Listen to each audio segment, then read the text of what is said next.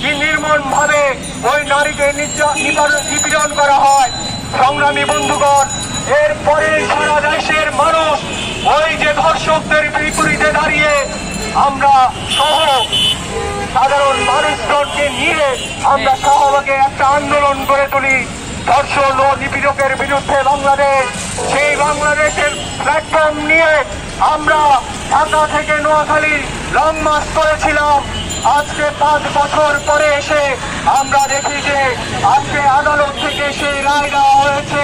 সংগ্রামী বন্ধুগণ, এই যে বিচারের দীর্ঘ সূচিতা এবং যে বিচারের যে এখানে অনীহা, সেটা আমরা দেখি যারা ক্ষমতায় আছে, ক্ষমতাকে ধারণ করে, এই ক্ষমতাকে ধারণ করে সমাজে একটা অন্যায়, অবিচার, জুলুম, জবরদস্তি করে যেমন ক্ষমতায় টিকে আছে, তার রেশ পরতে পরতে আমরা দেখি ঠিক তেমন দেখি এই যে নারী নিপীড়ন থেকে শুরু করে আজকে ক্যাম্পাসগুলোতেও যে দখলদারিত্ব কায়েম করা হয়েছে তার চিত্র।